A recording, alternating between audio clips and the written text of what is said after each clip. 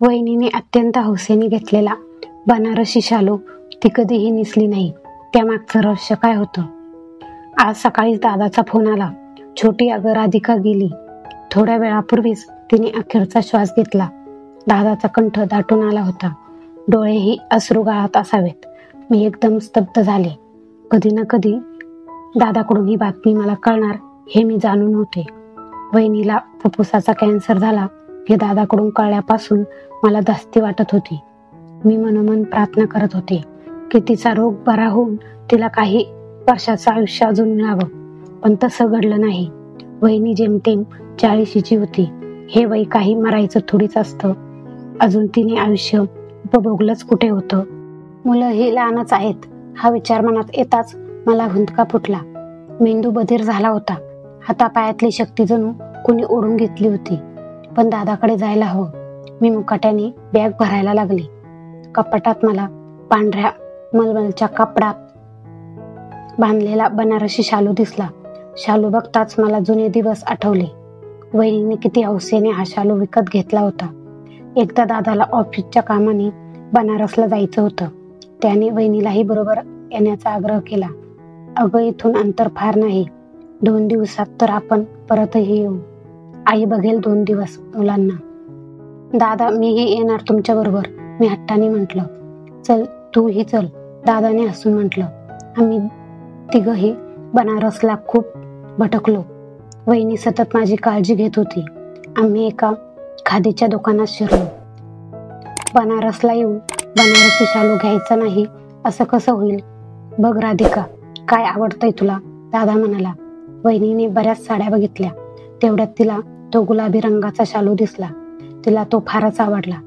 पण त्यावरची किमतीचं लेबल बघून तिने तो पटकन बाजूला सरकवला. अगं काय झालं? आवडलाय ना तो शालू? मग घे ना, दादाने म्हटलं. नको, फार महाग आहे तो. एखादी कमी किमतीची साडी बघते, वहिनी म्हणाली. किमतीची काळजी तू कशाला करतेस? पैसे मी देणार आहे, म्हणत दादाने दुकानदाराला तो शालू पॅक करून द्यायला सांगितला. अंजलीसाठीही काहीतरी घेऊयात ना, वहिनीने म्हटलं. अंजली अजून साड्या कुठे नेसते? तिच्यासाठी सलवार कुर्त्याचं कापड घेऊयात. लग्नाला अंजलीलाही बनारसी शालू घ्यायचा आहे, दादा म्हणाला. आणि आम्ही दुकानाबाहेर पडलो. त्या सुंदर सुंदर साड्या बघून मलाही एक साडी घेण्याची इच्छा झाली होती. पण दादाने माझ्यासाठी साडी घेतली नाही. मी रागावले होते. घरी आल्या आल्या मी आईकडे तक्रार केली. आईकडे तक्रार करणं म्हणजे स्फोटकांच्या कोठारात पेटती काडी टाकणं असायचं. आई एकदम भडकली. प्रशांत, अरे स्वतःची नाही मनाची काही लाज. तार सप्तकात आईचा तोफखाना सुरू झाला. स्वतःच्या बायकोसाठी 8,000 रुपये खर्च केले. धाकटी बहीण बरोबर होती. तिलाही एखादी साडी घेऊन दिली असती तर काय बिघडलं असतं? बिचारीचा बाप यात नाही म्हणून तुझ्या दयेवर जगणं नशिबी आलंय. आई, अगं तिच्यासाठी एवढ्याच साडी कशाला घ्यायची? ती साड्या नेसतच नाही. म्हणून तर तिला भारीतला सलवार सूट घेतला. म्हणून काय झालं? पुढे साड्या नेसेलच ना ती. बायकोवर खर्च करायला पैसा असतो आणि सगळे हिशोब आमच्यावर खर्च करतानाच आठवतात. दादा काहीच बोलला नाही. आई 2 तास त्यानंतरही संतापून बडबडत होती. वहिनीने शालूची घडी आईसमोर ठेवत हळुवारपणे म्हटलं. आई, हा शालू आपण अंजलीसाठीच ठेवूयात. खूप शोभेल हा रंग तिला. आईने रागाने साडी दूर लोटली. असू दे सुनबाई, आम्ही शालूसाठी आसुरलेले नाही आहोत. इतकाच पुळका होता तर आधीच तिच्यासाठी आणला असतं. आता हा देखावा कशासाठी? तुमचा शालू तुम्हालाच लकलाभ हो. आई जोरजोरात रडायला लागली. प्रशांतचे बाबा जिवंत होते तेव्हा खूप चांगलं नेसलो. ते मला राणीसारखी ठेवायची. आता तुमच्या भरवशावर आहोत ना. जसं ठेवाल तसे राहू. जे द्याल ते वापरू, जे द्याल ते खाऊ. कितीतरी वेळ तो शालू तसाच जमिनीवर पडून होता. मग वहिनीने ती घडी उचलली आणि कपाटात ठेवली. त्यानंतर काही महिन्यांनी दादाच्या एका सहकार्याचं लग्न होतं. आम्हा सर्वांना तो घरी येऊन अगत्याचं आमंत्रण देऊन गेला होता. आज तो बनारसी शालू नेसना. घेतल्यापासून तुझ्या अंगावर तो बघितलाच नाही, दादाने बहिणीला आग्रह केला. वहिनीने शालू नेसून आली. तेव्हा इतकी सुंदर दिसत होती की तिच्या चेहऱ्यावरची नजर काढू नये असं वाटत होतं. दादाही मंत्रमुग्ध झाल्यासारखा तिच्याकडे बघत होता. चला चला सगळे गाडीत बसा, दादा घाई करू लागला. आईने दादाकडे बघितलं आणि ती तिरस्काराने बोलली, हे कपडे घालून तू लग्नाला चालतो आहेस का? नवा शर्ट आहे, छान आहे ना? काय छान आहे, बाहीवर उसवलाय. अरेच्चा, असं झालं होय, माझ्या लक्षातच आलं नाही, दादा सरळपणे म्हणाला. आता तू फाटका शर्ट घालून लग्नाला जा आणि बायको मिरवते बनारसी शालू नेसून. तुला काही कळत का नाही? लोक बघतील तर काय म्हणतील? मी शर्ट बदलून येतो, आणा इकडे, मी 2 मिनिटात टाके घालून देते, वहिनी म्हणाली. दादा वहिनी दोघंही पुन्हा खोलीत गेले. दादाने शर्ट बदलला होता. वहिनीनेही बनारसी शालू उतरून साधी सिल्कची साडी नेसली होती. का ग बदललीस साडी? किती सुंदर दिसत होतीस. दादा दुखावला गेला होता. नाही हो, मला वाटलं नवऱ्या मुलीपेक्षा मीच जास्त जगजगीत दिसेल की काय, म्हणून बदलली. वहिनीने उदास हसत सारवासारव केली. दादा काहीच बोलला नाही. त्या दिवसानंतर वहिनीने कधीही तो शालू नेसला नाही. दरवर्षी एकदा ऊन दाखवून कापूर किंवा लवंगेच्या पुरचुंड्या घालून ती तो व्यवस्थित पांढऱ्या मलमलच्या कापडात गुंडाळून ठेवायची. वहिनीला आईचं बोलणं जिव्हारी लागलं होतं, हे मला कळत होतं. आमच्या वडिलांच्या अकाली निधनाने आई भयंकर चिडचिडी झाली होती. वहिनीशी तर ती फारच दुष्टपणे वागायची आणि अल्लडवायामुळे मीही मधून मधून वहिनीची कागाळी आईकडे करून आगीत तेल घालण्याचं काम करत होते. घरात मी धाकटी होते, सर्वांची लाडकी होते. मला वडिलांची उणीव भासू नये यासाठी दादा सतत प्रयत्न करायचा. शिवाय आम्ही त्याच्या आश्रयाने जगतो आहोत असा न्यूनगंड आईला किंवा मला येऊ नये म्हणून तो प्रयत्न करायचा. तरीही आई सतत त्याला टोचून बोलायची, दूषणं द्यायची. स्वतःच मग्न असतो, बायकोचं कौतुक करतो, आईची बहिणीची काळजी घेत नाही. 1 ना 2 बिचारा दादा कसं सगळं सोसत होता त्याचं तोच जाणे. दादा शासकीय अधिकारी होता, पगार फार नव्हता, पण शहरात त्याचा दरारा होता. प्रामाणिक व स्वच्छ चारित्र्याचा अधिकारी म्हणून लौकिक होता. बेताच्या पगारामुळे काही वेळा महिन्याच्या शेवटी पैसे संपले की काटकसर करावी लागायची. एकदा ऐन दिवाळीत दादाकडे पुरेसे पैसे नव्हते. त्याने आईला विश्वासात घेऊन त्याची परिस्थिती सांगितली. यंदा कोणालाच नवे कपडे नको आणि फटाके दिवाळीच्या रोषणाईचा खर्चही बेतात ठेवूया वगैरे गोष्टींवर दोघांचं एकमत झालं. पण छोटीसाठी मात्र 2 नव्या साड्या घ्यायलाच हव्यात. नवे कपडे नाही मिळाले तर तिची दिवाळी आनंदात जाणार नाही. त्यातून पोरीची जात किती दिवस आपल्याकडे राहणार आहे. शेवटी परक्याचं धन. बरं, दादाने मान हलवली. नव्या साड्या नेसून मी घरभर हुंदडत होते. इतर कुणालाही नवे कपडे नव्हते, पण वहिनीच्या चेहऱ्यावर कुठेही त्रागा औदासीन्य काहीही नव्हतं. ती मनापासून माझं कौतुक करायची. आई मात्र सतत तिचा राग करत असे. दादा वहिनी कधी दोघच कुठे बाहेर जायला निघाले की आईचा पारा चढायचा. ती तोंड फुगवायची. ती दोघं परत आली की आईच्या तोंडाचा पट्टा सुरू व्हायचा. प्रशांत, अरे घरात लग्न न झालेली बहीण आहे, आधी तिच्या लग्नाचं बघ, मग तुम्ही नवरा बायको हवं ते करा, मी काही बोलणार नाही. कधीतरी वहिनीने केसात फुलं माळली, गळ्यात मोत्यांची माळ घातली तरी आईचा तोंडाचा पट्टा सुरू व्हायचा. अगं सगळा वेळ नटण्या थटण्यात घालवशील तर तुझ्या मुलांकडे कधी बघशील? मुलं जन्माला घातलीस तर त्यांच्याकडे लक्ष नको द्यायला. नवी साडी नेसून मॅचिंग ब्लाऊज बांगड्या घालून वहिनी दादा बरोबर बाहेर जायला निघाली की आई तोंड वाकडं करून म्हणायची, 2 मुलं झाली तरी अजून साज शृंगाराची हौस पेटली नाही, नटमोगरी कुठली. वहिनीने नटावं, आपल्या बरोबर बाहेर यावं जावं असं दादाला वाटे. तिला छान साडी नेसून कानातलं गळ्यातलं घालून तयार झालेली बघितली की त्याचा चेहरा खुलायचा. हेच बहुधा आईला आवडत नसे. तिला वाटे वहिनीने दादावर जादू केली आहे, म्हणूनच तो तिला कधी बोलत नाही. रोज सायंकाळी तो घरी आला की आई त्याच्या पाशी बसून वहिनीच्या कागाळ्या सांगायची.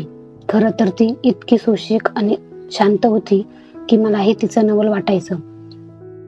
मला किंवा आईला तिने कधीही एका शब्दाने दुखावलं नव्हतं. तिच्या या गुणामुळेच दादा तिच्या प्रेमात होता. आई सदैव तिचा अपमान करायची, घालून पाडून बोलायची, पण वहिनीने कधी दादाकडे तक्रार केली नाही. फारच झालं तर बिचारी आपल्या खोलीत बसून रडून घ्यायची. वहिनीचे दोघे धाकटे भाऊ होते. शाळेत शिकणारी ती मुलं कधी मधी बहिणीला भेटायला यायची. भाऊ आले की वहिनीला फार आनंद वाटायचा. ती त्यांच्यासाठी काहीतरी नवा पदार्थ करायची. त्यावेळी आईच्या संतापाचा पारा चढायचा. वा, आज तर उत्साह उतू जातोय सुनबाईचा. चला, भावांच्या निमित्ताने का होईना सर्वांना चांगलं चुंगलं खायला मिळेल. पण महाराणी सरकार, एक सांगा, तुमचे बंधुराज येताना नेहमीच रिकाम्या हाताने का येतात? बहिणीकडे जाताना काही भेटवस्तू न्यावी हे त्यांना कळत नाही का? येतात आपले रिकाम्या हाताने. वहिनी हळूच म्हणायची. आई अजून शाळकरी आहेत हो दोघे. भेटवस्तू घेण्या इतके पैसे कुठे असतात त्यांच्याकडे. म्हणून काय झालं, 10-5 रुपयांची बिस्किटं तरी आणता येतात ना. पण नाही, दळभद्री कुटुंबातले आहेत ना, त्यांना रीतभात कशी ठाऊक असणार. वहिनीला अशा वेळी रडू अनिवार्य व्हायचं. पुढे माझं लग्न ठरलं. माझ्या सासरची माणसं फार सज्जन होती. त्यांनी हुंडा मानपान काहीही घेतलं नाही. दादाने खूप हौसेने माझं लग्न लावून दिलं. पाठवणीच्या वेळी वहिनीने तो बनारसी शालू माझ्या सुटकेसमध्ये ठेवला. छोटी, माझ्याकडून तुला ही भेट. वहिनी, अगं हा तुझा लाडका शालू. हो ग, पण नेसायची वेळ येते कधी? तू नवी नवरी, तुला तो शोभेल आणि नेसलाही जाईल. नेसशील तेव्हा माझी आठवण काढ. मी वहिनीला मिठी मारली. मनात म्हटलं, खरंय वहिनी, तुझी आठवण नेहमीच काढेन. तुझ्यासारख्या स्त्रिया जगात किती कमी असतात. इतक्या उदार मनाच्या, इतक्या शोषिक, कधीही तोंडातून तक्रारीचा सूर न काढणाऱ्या. मी तुझ्यासारखी होण्याचा प्रयत्न करेन. माझं सासरचं घर भरलं गोकुळ होतं. एक धाकटा दीर, दोघे नंदा, सासू सासरे. कुठल्याही अपरिमित जोडप्याप्रमाणे आम्हा नवरा बायकोलाही एकमेकांच्या सहवासात जास्तीत जास्त वेळ घालवावा असं वाटे. सायंकाळी नवरा घरी आल्यावर आम्ही दोघं बाहेर फिरायला जाण्याचा बेत असायचा. मी आवरायला लागले की नणंद म्हणायची, मीही येऊ का तुमच्या बरोबर? सासूबाई म्हणायच्या, काही गरज नाही, आधी होमवर्क पूर्ण कर आणि संध्याकाळच्या स्वयंपाकात मला थोडी मदत कर. नणंद चिडायची, धुसफुसायची, पण सासूबाईचं म्हणणं कोणी टाळत नसे. मला कळायचं आम्हाला मोकळेपणा मिळावा म्हणून त्या सीमाला आमच्याबरोबर पाठवत नव्हत्या. मला त्यांच्याबद्दल कृतज्ञता वाटायची आणि त्याच वेळी माझी आई माझ्या वहिनीशी कशी वागायची हेही आठवायचं. एकदा दादा मला भेटायला आला होता. आईने त्याच्याबरोबर काही भेटवस्तू पाठवल्या होत्या. सासूबाईंनी सर्व वस्तूंचं मनापासून कौतुक केलं होतं. सर्वांना वस्तू दाखवत मला म्हणाल्या, अंजली, तुझा दादा प्रथमच आलाय. त्याच्या आवडीचा स्वयंपाक कर, 1-2 पक्वान्न कर. माझंही मन आनंदलं आणि पुन्हा आईची आणि सासूबाईची तुलना मनाने केली. वहिनीच्या माहेरचं कुणी घरी आलं की आईचा रुद्रावतार ठरलेला स्वतःचा राग, असंतोष व्यक्त करण्यासाठी ती स्वयंपाकघरात जोरजोरात भांडी आपटायची. माझं लग्न झाल्यावर आईने मला एकांतात बोलावून बजावलं होतं. हे बघ छोटी, तुझा नवरा देखणा आहे, त्या मानाने तू डावी आहेस. तुला सांगते ते नेहमी लक्षात ठेव. कायम नटून थटून व्यवस्थित राहा. स्वतःला आकर्षक ठेव, तरच नवरा तुझ्यावर प्रेम करेल. पण वहिनी थोडीही नटली तर तू तिला केवढी ओरडायचीस. मी म्हटलं, तिची गोष्ट वेगळी, तुझी गोष्ट वेगळी. आई म्हणाली होती, इथे माझ्या सासरी कोणताही सण समारंभ उत्सव असला की माझी सासू आग्रह करून मला नवी साडी नेसायला लावायची, दागिने घालायला लावायची. सगळ्यांना सांगायची, बघा माझी सून किती छान दिसते ना. तिथे माझ्या आईने लक्ष्मीसारख्या माझ्या बहिणीला सतत धारेवर धरलं होतं. एक दिवस कधी बिचारी सुखाने राहिली नाही. सतत टोमणे, सतत संताप. दादाच्या आयुष्यातही तिने विषच कालवलं होतं. वहिनी तर बिचारी करपून गेली होती. मला वाटतं त्यामुळेच वहिनीला जीवनाची आसक्ती उरली नव्हती. कॅन्सर झालाय हे देखील तिने दादाला कळू दिलं नाही. मुकाट्याने घरकामाचा डोंगर उपसत राहिली. दादाच्या लक्षात आलं तेव्हा फार उशीर झाला होता. मी दादाच्या घरी पोहोचले तेव्हा प्रेतयात्रेची तयारी झाली होती. मी बरोबर आणलेला बनारसी शालू तिच्या निष्प्राण देहावर पसरवला आणि अत्यंत आदराने तिला नमस्कार केला. छोटी, अगं काय करते आहेस? थोड्या वेळातच सगळ्याची राख होणार आहे. आईने मला बाजूला घेऊन दमात घेतलं. हो दे, मी कोरडेपणाने उत्तरले. मला डोळ्यापुढे वहिनीचं ते नववधूचं रूप दिसत होतं. सुंदर सतेज चेहरा, ओठावर सलग हास्य आणि डोळ्यात नव्या संसाराची कोवळी स्वप्न. तिरडी उचलली तेव्हा आईचा आक्रोश सर्वांपेक्षा अधिक होता. ती हंबरडा फोडून रडत होती. दादा तर जणू दगड झाला होता. दोन्ही मुलं रडत होती, पण धाकटी 5 वर्षाची स्नेहा काहीच न समजल्यामुळे बावरून उभी होती. मी तिला उचलून घेतली. दहनविधी आटपून घरी परतलेल्या दादाला मी म्हटलं, मुलं मोठी आहेत, काही दिवसांनी त्यांना हॉस्टेलला ठेव. हिला मी नेते. मी हिला सांभाळेन, वाढवेन आणि तू म्हणशील तेव्हा तुझ्याकडे परत पाठवेन. तेवढ्यात आईने म्हटलं, छोटी, अगं भलतंच काय बोलतेस? तुझ्यावर कशाला तिची जबाबदारी? उगीच तुला त्रास. नाही आई, मला अजिबात त्रास होणार नाही. उलट ती इथे राहिली तर तूच तिला सांभाळायला असमर्थ ठरशील. अगं पण तुझ्या सासूला विचारलं नाहीस? अगं एकदम हिला नेलीस तर त्यांना काय वाटेल? त्या काय म्हणतील? माझी सासू तुझ्यासारखी नाही. त्यांना माझा निर्णय आवडेल. त्या मला पाठिंबाच देतील, मी ठामपणे बोलले. मला वाटतं वहिनीवरून आमच्याकडे बघते आहे. शांत प्रसन्न हास्य तिच्या चेहऱ्यावर आहे. वहिनी, मी मनातच बोलले, तुझी ही लेक मी नेते आहे. तुझा अनमोल ठेवा म्हणूनच मी तिला वाढवेल. मला खात्री आहे ही तुझे संस्कार घेऊन जन्माला आली आहे. तुझं रूप मी तिच्यात बघितलं आहे. तू निश्चिंत राहा. कथा आवडल्यास लाईक करा, चॅनलला सबस्क्राईब करा आणि कमेंट करायला अजिबात विसरू नका.